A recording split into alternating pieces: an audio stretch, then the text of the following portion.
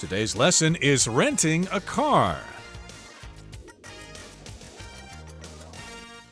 Hi, everybody. I'm Roger. And I'm Mike. And we're traveling, so of course, when you travel, you need to figure out ways to get around the place you're traveling to.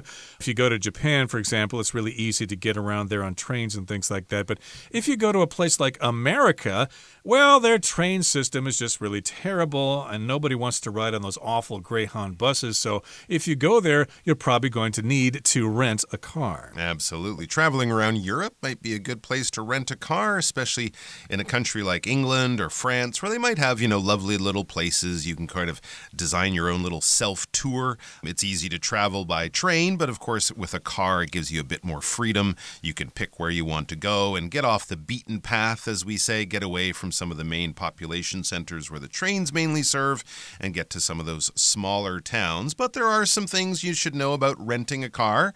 It does come with a certain responsibility and some added costs. So let's have a look at how we would go about renting a car, maybe on holiday or maybe for work reasons. If you're traveling to a country and you need to be a little more independent with your transportation, renting a car is a good idea. So let's get into our dialogue. The first one is inquiring about a vehicle. Many different types of cars out there, so you need to know what kind best would suit you. Let's check it out.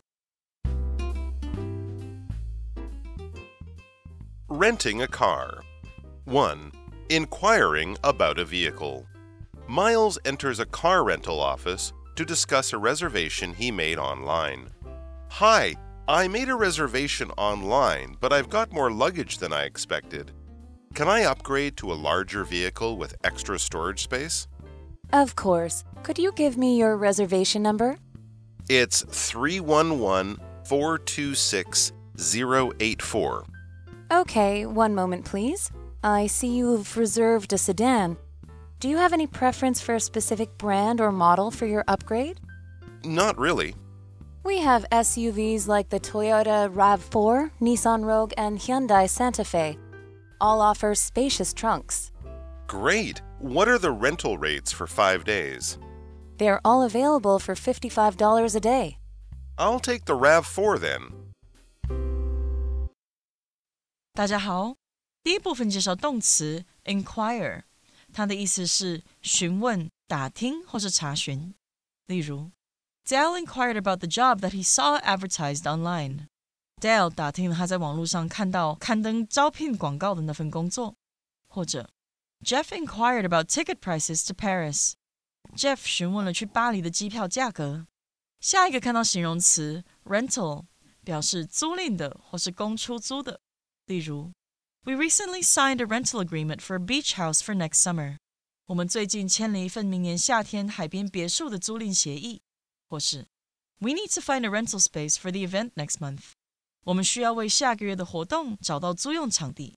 另外，这个字也可以当作名词使用，指出租、租赁或是租金。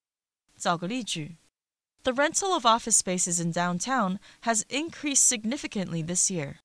今年市中心办公室空间的租赁价格大幅上涨。再看一句 The monthly rental for this apartment is quite expensive compared to others. 这间公寓的月租金相比其他房子来说相当昂贵。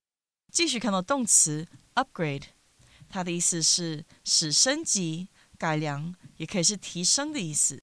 例如 Neil has decided to upgrade his computer. Neil 决定升级自己的电脑。也可以说 The airline upgraded Irene's flight to first class. 航空公司把 Irene 的机位升等到头等舱。后面介绍名词 storage， 表示储藏或是储存。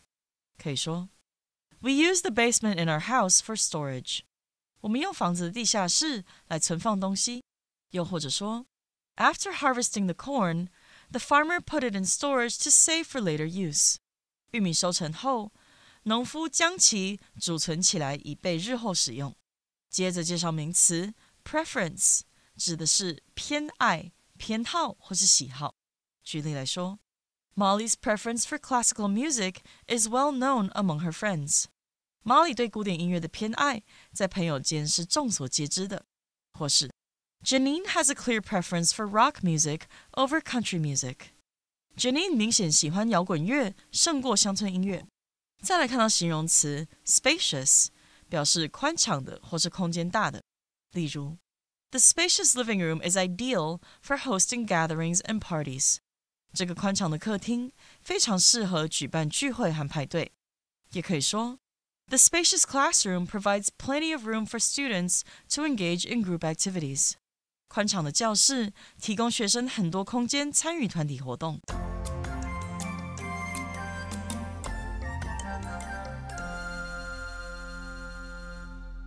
Okay, so in conversation 1, we are inquiring about a vehicle. Okay, vehicle, that just means a car, a truck, or whatever. And if you inquire about something, you ask about that thing, you want some information. So, of course, Miles is going to a car rental office, a car rental agency, you could also call it that. And he wants to discuss a reservation he made online. So, of course, he's got some questions to ask the clerk about the rental procedures, about the kind of car he's going to get, etc. etc. All right, so yes, rental, of course, that's the adjective for renting things. And when you rent, you're paying money to use something that is not yours. You're just using it and providing a payment in order to get that ability, get that freedom to use something. A lot of people, of course, will rent a home, rent an apartment, something like that. And renting a car is similar, but you'll, of course, do it for a much shorter period of time. But yes, you're looking for a car rental office or a place to rent a car. Budget, Avis, Rent-A-Wreck. These are some companies that you might encounter. Eurocar, I know, is one that serves Europe. Enterprise is pretty good, pretty big in the U.S. Yeah. Okay, that's another good one. So Miles, that's the guy renting the car. He enters this office to talk about or discuss a reservation online. He says, "Hi, I made a reservation online, but I've got more luggage than I expected." Kind of like making sure you have a reservation at a hotel or a restaurant. It's a good idea to make a reservation for a rental car. You could arrive in town and just look for a place to rent a car, but you might find that they're all out. They don't have any available at that time, so it's always good to try to pre-plan a lot of this stuff, and of course, a lot of it is easy to do online. Miles has a bit of a problem. It turns out he needs probably a bigger car. As he says, he's got more luggage than he expected.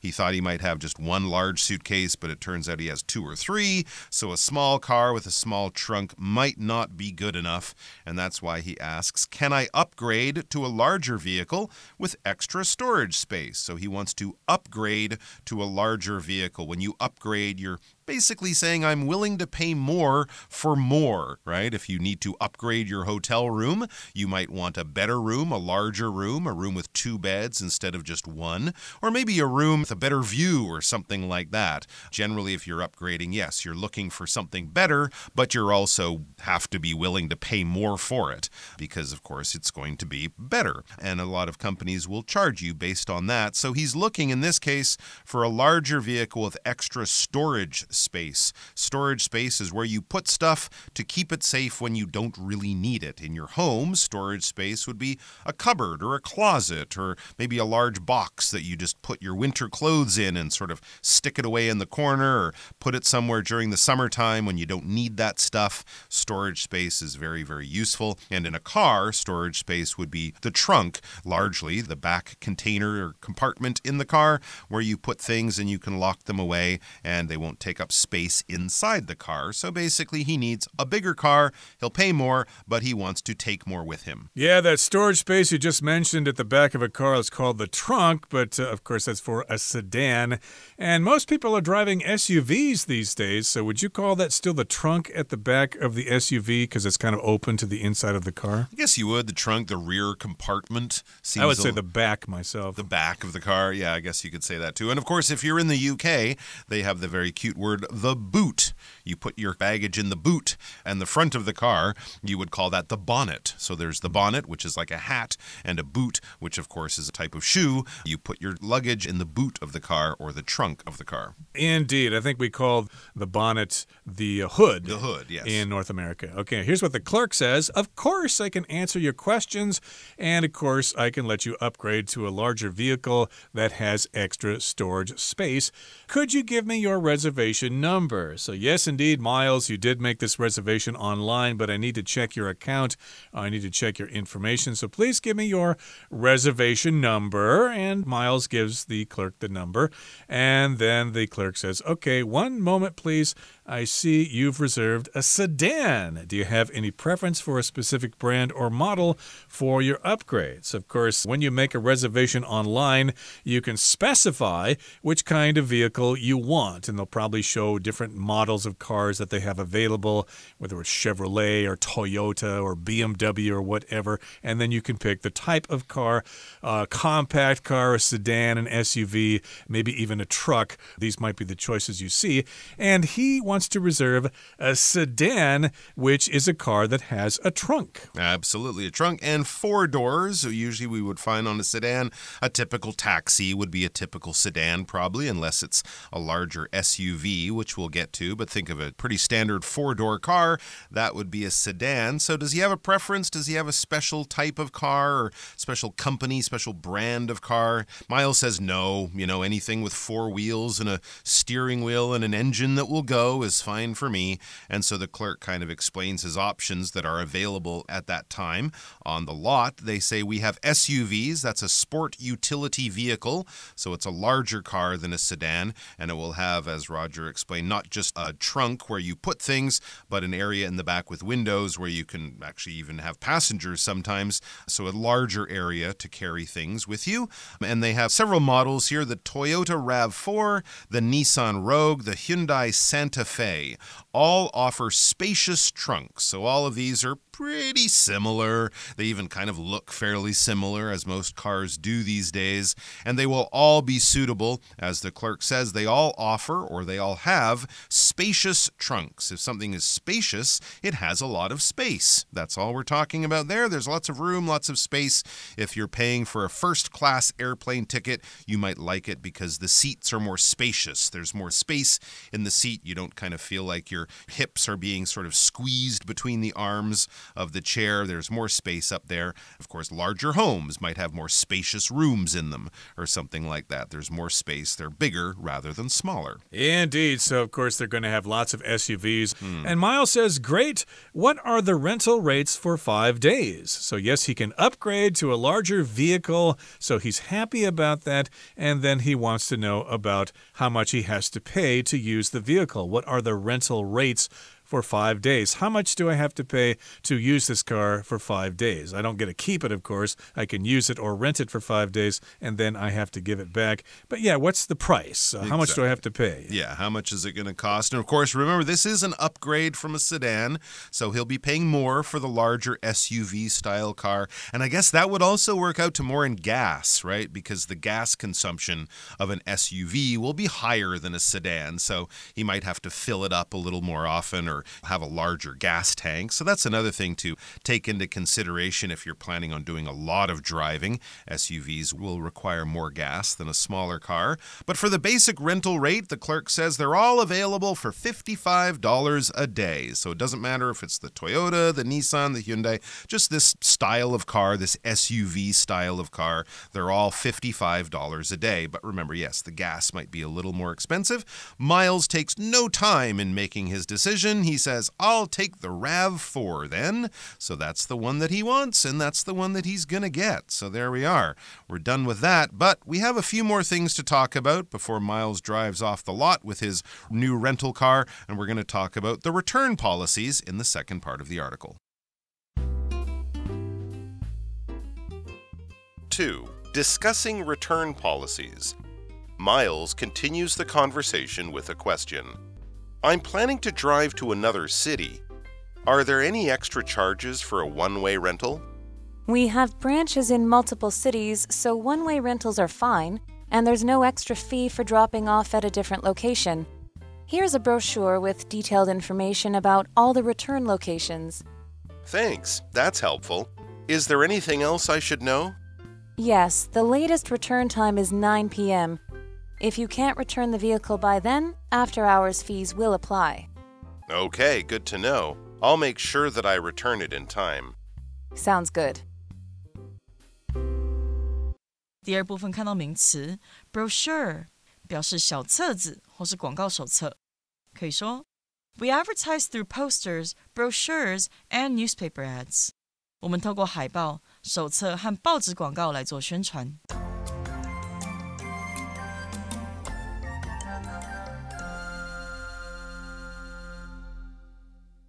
Okay, so here's our second conversation for today. We are discussing return policies. Okay, what's their policy for returning the vehicle? Of course, you're going to rent the vehicle, and then when you're done with it, you need to return the vehicle. But what do you have to do in order to return it? Do you have to tell them about any cuts or nicks on the car so that they can charge you for those? Or are they going to charge you extra for gasoline or wear and tear on the tires or whatever? So Miles continues the conversation with a question. He says, I'm planning to drive to another city. Are there any extra charges for a one-way rental? He wants to drive to another city, maybe from LA to Las Vegas or something like that. Yeah, do I have to pay extra if I do that? It's a one-way car rental. I'm not coming back to the original place. Absolutely. I rented a car in London and dropped it off in Edinburgh, Scotland, and it was fine. It was okay. Didn't have to pay much more, and that seems to be a pretty standard policy. And the clerk says, we have branches in multiple cities, so one-way rentals are fine. And there's no extra fee for dropping off at a different location. It's kind of like those U-bikes, right? You don't have to bring the U-bike back to the place that you rented it from. They move them around. They might just leave that car in the place that you drop it off and rent it from there, and it might end up sort of working its way through the company system. But this is something you want to check. And I guess if you're driving at a great distance, like if you rent a car in New York and a couple weeks later you end up in San Francisco, that might cost you because, of course, that is on the other side of the country. But for most places, if you're picking it up in one city and leaving it in another city that's not too far away, it probably won't cost you any more. But do ask about that. Here's a brochure, the clerk says, handing over a small printed document with detailed information about all the return locations. So they'll have lists of cities and addresses and things like that, where you will bring it to, showing you where their different offices are in different locations. A brochure, as I said, is a small printed document. It might have a few pages in it. It might just be a larger piece of paper that's kind of folded into sections. These are the types of free things that tourists often pick up in hotels and at tourist spots. There might be brochures for local attractions and local tours and stuff like that. And also companies might be telling people about new products or different things that they have for sale in brochures, small sales documents, and other things like that, providing information to consumers. You probably don't need a brochure for that. All this information is probably available online at their website, but sometimes it's easier to read a brochure and not have to go online all the time. So yes, there's the brochure. It's got detailed information about all the places where you can return the vehicle. And Miles says, well, thanks. That's helpful. Is there anything else I should know? So maybe Miles has not rented a car before. I myself have not rented cars that often, so if I go to a rental agency, I probably will have lots of questions as well. So yeah, is there anything else I need to know about the procedures for renting this Toyota RAV4, this SUV that I'm going to drive from one city to another? And the clerk actually does pass on some important and useful information. Yes, the clerk says the latest return time is 9 p.m. So that might be when all their offices close. And of course, you want to hand the keys over to someone and make sure it's all fine when you drop the car off. But if you are arriving in your destination city a little bit late in the evening, the clerk says if you can't return the vehicle by then, after hours fees will apply. So you might have to pay a little bit more if you're returning the car afterwards. I think when I dropped my car off in Edinburgh, it might have been a Sunday or something like that. And there was a slot where you, like a mail slot, where you kind of drop the keys through. We didn't actually talk to anyone or even see anyone.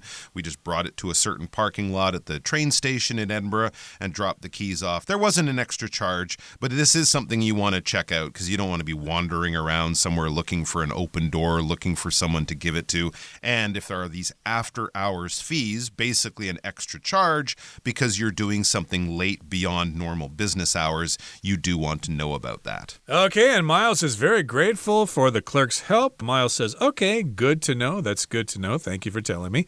I'll make sure that I return it in time. You could also say on time. It just means you're going to return it before the 9 p.m. deadline, and he's going to make sure that that happens so he won't get charged extra. And the clerk says, sounds good. You're all set. You're good to go. So enjoy your holiday or your vacation with this car that you're going to rent. And that brings us to the end of our conversation for today. Let's listen to Hanny now.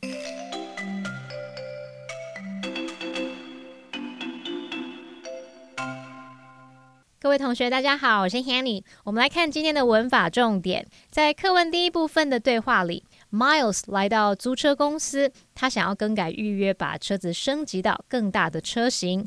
店员问他是否有偏好升级特定的品牌或者是车型。文中他用到 preference 这个字是名词，表达偏爱、偏好或是喜好。那它是来自动词 prefer。 我们来学习它的字首字根。好，看到 F-E-R 这个字根，它有携带、运送、承受或是承担的意思。那在 prefer 这个字当中，它的字首 P-R-E 表示之前， F-E-R 这个字根表示拿或是提。同学们可以试着想，一般人都会先拿自己比较喜欢的东西，像在购物的时候，你就要抢在别人之前先拿走自己偏好的品项，否则你可能就买不到了嘛。那也许就可以用这样的方式去联想 prefer 它有偏好、更喜欢的意思。顺便补充几个有相同字根的单字。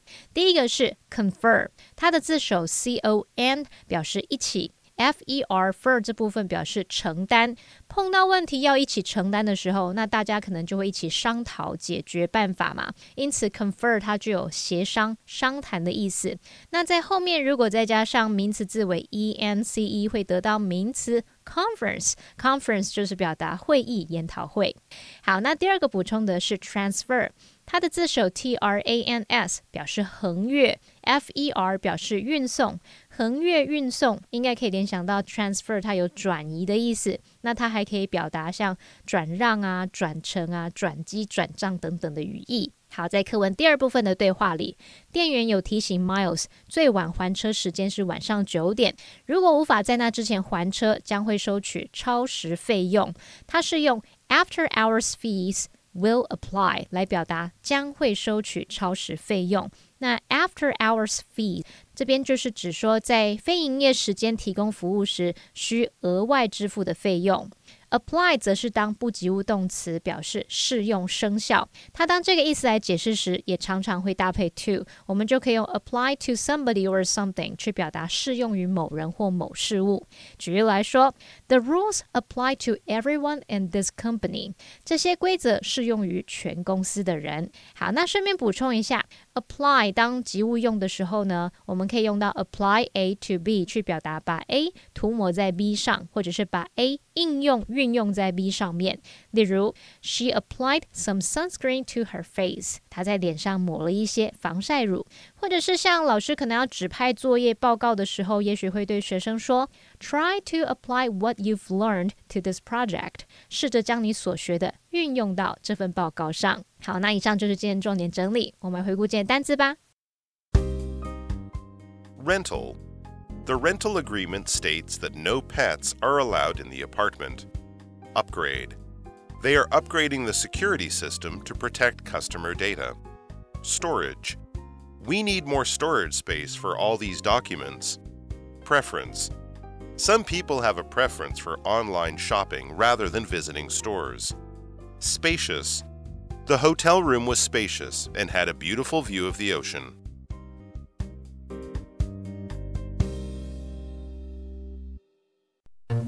Well, that brings us to the end of another edition of our program, and please make sure you join us again next time. From all of us here, I am Roger. I am Mike. See you next time.